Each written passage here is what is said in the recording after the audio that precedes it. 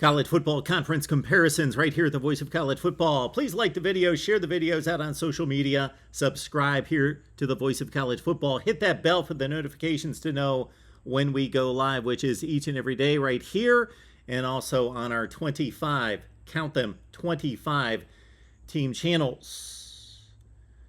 Let's run down week one and what it meant as we look forward to the schedule of week two and the big non-conference games that shape the conference rankings here at the Voice of College Football. Louisville and UCF on Friday night for ACC pride and another metric point there. Let's go from the bottom up of the Power 5, and it starts with the Pac-12 at number 5. Surprise, surprise, surprise, as somebody once said.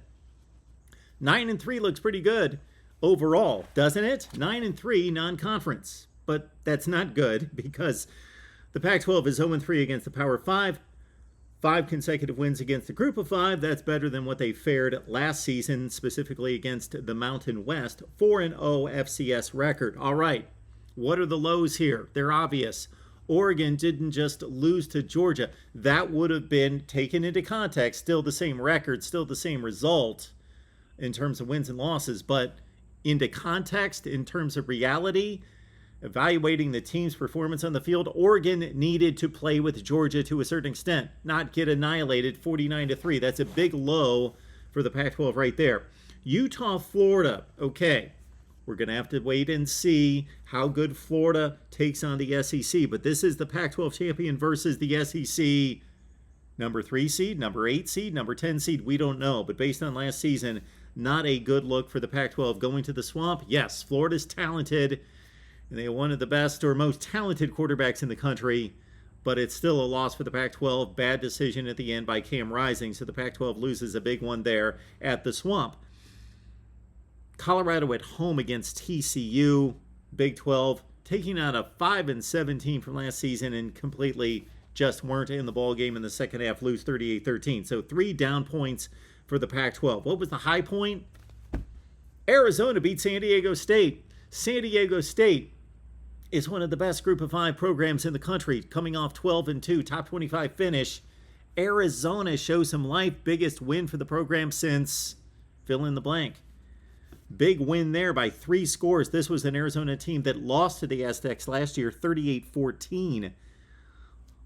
And then you could also possibly put in USC and Rice. I understand Rice is no good, but USC puts up 66 and gets off to a great start in the Lincoln Riley era. Still, the Pac-12 is clearly the 5th or the worst Power 5 conference. On to number 4 in the ACC, and not a good week for the ACC at all.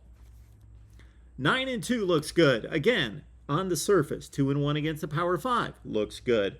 3-1 against the Group of 5, 4-0 against FCS opponents. The low points for the ACC, clearly Virginia Tech for the second time in 4 tries loses to Old Dominion. Virginia Tech should not lose to Old Dominion. Monarchs win at 20-17. Also, we've got Boston College against Rutgers. Boston College projected to be a 7 or 8 win team this season. They're playing at home against Rutgers. They had a 2-score lead in the second half. They lost a ball game to Rutgers, who just might be the worst team in the Big Ten. Not a good look for the ACC.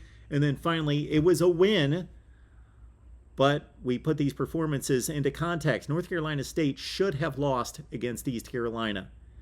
Missed field goal, missed PAT. North Carolina State didn't do anything. I could have been on the special teams unit, held my hands up. The guy just flat out missed a field goal and PAT. North Carolina State is the 13th ranked team in the country, survives as a double-digit favorite on the road.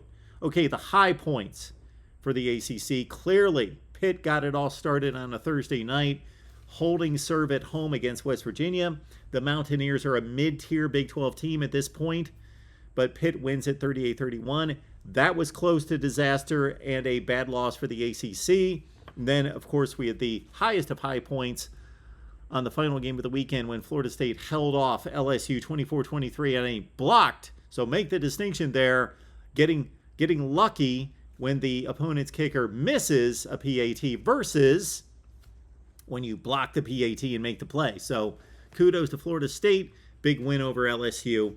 Those two big brands We will wait and see. Two of the big wild cards in the country, Florida State and LSU. The ACC comes in at number 4. Third best conference in college football is the Big 12 as it stands through week 1. 9-1.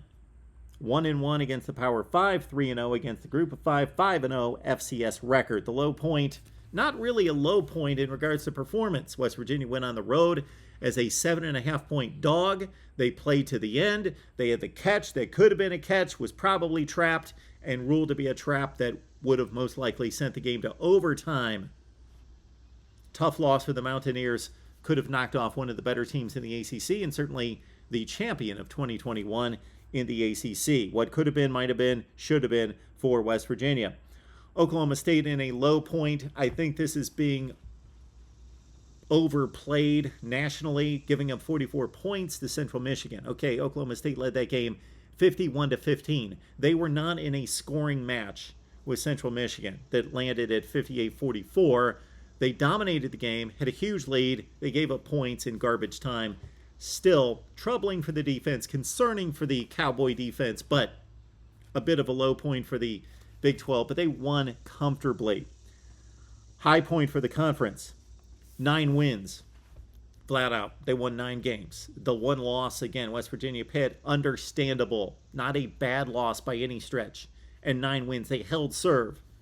On to the number 2 conference in college football, both in regards to our evaluation during the preseason, going into 2022, but also based on the work on the field in week 1 and week 0, and that's the Big Ten. The Big Ten is undefeated in non-conference play. 10-0, 2 wins against the Power 5, 4-0 against the Group of 5, 4 wins against the FCS. The low point, well, when you're undefeated, we're looking for low points. It had to be Iowa's performance against South Dakota State, scoring 7 points. Not a touchdown, but of course the 2 safeties and the field goal. Iowa's offensive performance against a FCS team, the low point for the Big Ten. Some people would say Ohio State because they didn't score the customary expected 45 to 50 points against Notre Dame. That was not a low point. Let's get this straight. High points. The Buckeyes defeating a number 5 team at home by 11 points. Forget the point spread. The point spread was bad. Notre Dame's good team, top 10 or 12 team in the nation. Ohio State dominated the second half on defense and in the running game. Good win for the Big Ten and Ohio State right there. Also, I mentioned it when we ran through the ACC. Rutgers winning at BC, good win for the program, big win for the Big Ten as well. No, it's not an upper echelon game by any stretch, but still, when we're measuring the entire conference, solid win for the Big Ten. Now on to the number 1 conference in college football, who also had the number 1 week 1 performance, the SEC. 14-1. If LSU could make its extra points, it might be 15-0. But 14-1 for the SEC, 2-1 against the Power 5, 9 consecutive wins against the G5, 5-0 against the FCS. High points, they're all over the place. Georgia smacks Oregon. And yes, Oregon may not be as good as many thought. They had the number 11 ranking by those folks at the AP and the coaches poll. We don't really completely agree with their rankings, and they're invalid at times, but that was the national perception, that this was a top 10 to 12 Oregon team, and Georgia annihilated them. Also, Florida gets the big win against Utah. That's the Pac-12 champion, and Florida wins the game. Mississippi State, a loser to Memphis last year, avenges the loss and wins it easily 49-23 against what is typically a strong American Conference team. Arkansas, Cincinnati, good win for the SEC. Arkansas is a touchdown favorite. They hold serve. They win by a touchdown at home against a fast, talented Cincinnati team. Should Arkansas win that game at home? Absolutely, but they didn't trip up. They got the job done. And finally, Bama's annihilation of Utah State. Utah State won the Mountain West, won a bowl game. Who else is doing that to Utah State outside of Bama and Georgia? 55-0. I know Utah State's not a great team. They're not a top 50 team in the country, but still, 55-0. Low point for the SEC, obvious. LSU blows it against FSU. And LSU was mostly outplayed in the second half in that game. They had a chance. They had a great 99-yard drive. They score, about to send it to OT. They blow the PAT. Had some other key issues in that game.